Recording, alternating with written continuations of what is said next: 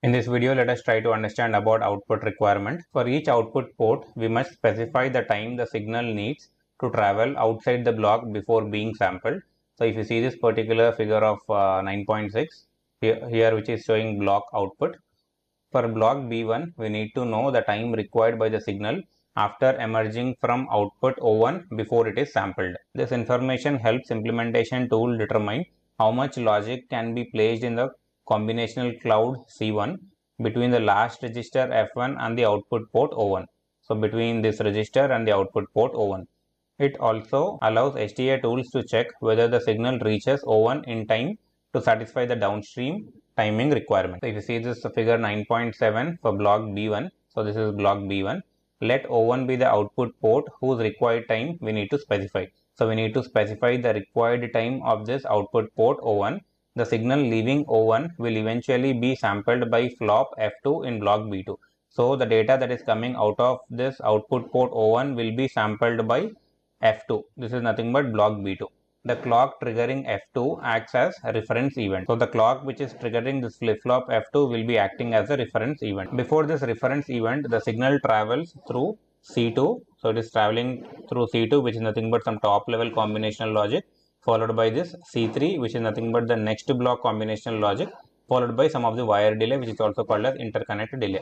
The signal must reach F2 slightly before the reference clock to meet its setup requirement. So we know that setup time is something that is required time should be greater than the arrival time. So required time is something which depends upon the clock time period minus the setup time of this flop F2. So this required time should be greater than the arrival time. So arrival time is something like how much time the data is taking to come to this particular point. So it depends upon the delay of C3, C2 and output port delay O1. However, for specifying the output required time at O1, the distribution of delays across C2, C3, F2 setup time or interconnect does not matter. What matters is how much time before the reference event the signal must be available at O1.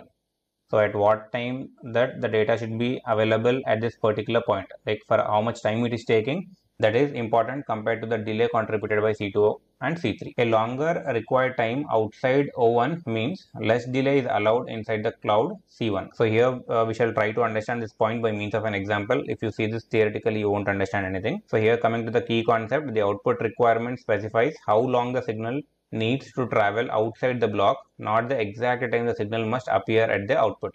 Understand this point carefully. The output requirement specifies how long the signal needs to travel outside the block. So after coming at this particular point, like data after reaching this particular point, how much time it is taking to travel to this data pin. So how much time that it is taking to come to this point of flip-flop F2 is important. So example, if the output delay is 6 nanoseconds, the signal needs 6 nanoseconds after leaving O1. So after coming out of O1, within 6 nanoseconds, the data should be available at this data pin of flip-flop F2. So this point is important. If the output delay is 6 nanoseconds, the signal needs 6 nanoseconds after leaving O1 before it is being sampled. So after getting out from this particular point O1, within 6 nanoseconds, the data should be available at this point. Means it is taking some 6 nanoseconds of delay to be available at this point. Now suppose if you want to calculate the setup time. Setup time is something like required time should be greater than arrival time. So this required time should be greater than the 6 nanoseconds, then only we won't get any violation. So see here, if the signal is sampled by a clock at 10 nanoseconds, the signal should be available at O1 by 4 nanoseconds. Suppose if you are using a time period of 10 nanoseconds, so required time will be 10. As of now, you ignore some of the setup time. So if you take the clock time period as 10 nanoseconds, so required time will be 10. That should be greater than the 6 nanoseconds. So 10 greater than 6. So there won't be any setup violation. So as this data is taking 6 nanoseconds to travel through C2 and C3, so here within this block B1, it should have only delay of 4 nanoseconds. So this point is meaning it should have only 4 nanoseconds within this block B1. If the signal is sampled by the clock at 10 nanoseconds, the signal should be available at O1 by 4 nanoseconds. So this clock to Q delay of flip-flop F1 plus C1 should be 4 nanoseconds. After coming to this particular point, it will take 6 nanoseconds to appear at this point, so that there won't be any violation. So the difference between input and output delay in HDC is input delay specifies when the input signal will be available. Output delay specifies how much additional time the signal needs to travel outside. So after coming out of this point, how much time it is taking to reach to the data pin of the flop. That is important. The actual availability time can be computed. So let us see about minimum and maximum required time. It is not always possible to specify the exact time a signal needs to travel after leaving an output port. So after leaving the output port, we can't say the exact time that it is taking to appear at the data pin of the flip-flop. So this is one point and this is another point. There may be multiple paths from the output port to the same reference event. So from O1 it should reach to this flop, and from O1 it has to reach to this point. Whereas here if you see, these two flops are getting triggered by the same clock, and there will be PVT variations like process voltage temperature variations can also introduce uncertainty in the signal travel time. So that's why we cannot predict the exact time. To handle this uncertainty, the designer must specify two limits. That is, we need to specify some minimum requirement and maximum requirement. So minimum required time, the minimum time the signal must travel after leaving the output port is one which we have to mention. Next, maximum required time, the maximum time the signal might need to travel after leaving the output port. So simply we are mentioning the minimum and maximum limits. Specifying both values ensures that timing analysis tools can accurately check whether downstream elements can capture the signal reliably under all possible conditions. So we have to specify the minimum requirement and the maximum requirement. I mean the minimum time and the maximum time. So coming to multiple reference events, sometimes an output signal may be captured by multiple reference events. So consider the figure 9.9. The signal from O1 could be captured either by clock CLK1 or CLK2. So the data which is coming out of this output port O1 will get captured by this flop when CLK1 triggers, or else this data which is coming out of the output port will be captured at this point whenever CLK2 triggered. So that's why these are two different events. I mean two different clocks are present. Whereas if you see here it is getting captured by the single event. I mean only one clock is present, whereas here two different clocks are present. So that's why these reference event may be independent to each other. In such cases, the required time must be specified with respect to each reference event. So while writing constraints, we need to be careful, like there will be a switch called as hyphen clock.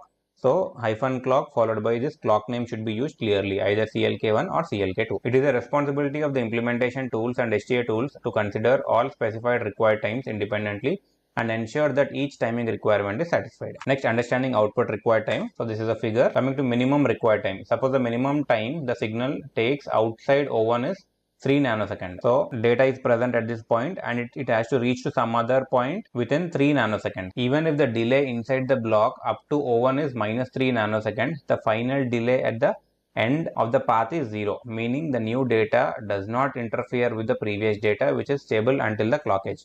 The previous value must be held stable at O1 until time minus 3 nanoseconds. Conceptually, this is equivalent to O1 feeding a hypothetical flop with a hold requirement of minus 3. So coming to the key point, a minimum output delay is equivalent to hold check. So as I already told you, max delay is for setup and minimum delay is for hold on a hypothetical flop with the hold value equal to the negative or a specified delay. So here if it has to reach within 3 nanoseconds, the data should be available here by minus 3 nanoseconds. So let us see this more clearly in the upcoming slides. So you can see this one now. Maximum required time. Suppose the maximum required time for O1 is 7 nanoseconds. Means the data after coming to O1, it will take 7 nanoseconds to reach to some other point. This means the signal needs to travel for 7 nanoseconds after O1 before being captured by the next flop. If some of the combo logic or else some of the flop is present here, the data which is coming out of this O1 will get captured by that flop. So how much time it has to take to travel from this O1 to that data pin of the flop is 7 nanoseconds. Conceptually, this is equivalent to O1 feeding a hypothetical flop with a setup requirement of 7 nanoseconds. It will be more clear now if you are assuming a clock period of 10 nanoseconds. So assuming a clock period of 10 nanoseconds, the maximum combinational delay allowed for the logic cloud C1 is maximum delay, which is 10 nanosecond minus 7 nanosecond, that is 3. We are taking a clock period of 10 nanosecond. So we know that for setup, required time should be greater than the arrival time. So this 10 nanoseconds should be greater than the arrival time. So after coming to O1, it is taking 7 nanoseconds. So 10 minus 7. So 10 minus 7 is something which is 3. And this condition is also getting satisfied. That is, required time is greater than the arrival time. Here required time is 10 nanosecond and the arrival time is 7 nanosecond. So here there won't be any setup violation. So as data is traveling outside this O1 for 7 nanosecond, the data should be available here within 3 nanosecond. So that's what I've mentioned it here. So clock to Q delay plus the C1 delay. Put together, this delay should be 3 nanosecond. This illustrates how minimum and maximum output times corresponds to setup and hold checks conceptually, helping STA tools determine safe timing margin. So if data is taking 7 nanoseconds to travel to this point and clock time period is 10 nanoseconds, so there won't be any setup violation. Why? Because 10 is greater than 7. So as it is taking 7 nanoseconds to reach to that particular clock, so within this it should have maximum delay of 3. If it is more than that, then obviously we will get the violation. So this clock to Q delay and C1 delay should be 3 seconds. It should not be greater than 3 seconds. I mean 3 nanoseconds. Similarly, here also the data is taking 3 nanoseconds to reach to that particular point. So here we are calculating hold. For hold, arrival time should be greater than the required time. So here arrival time will be 3 nanoseconds. So that 3 nanoseconds should be greater than hold time. Then only hold condition will get satisfied. Remember this point.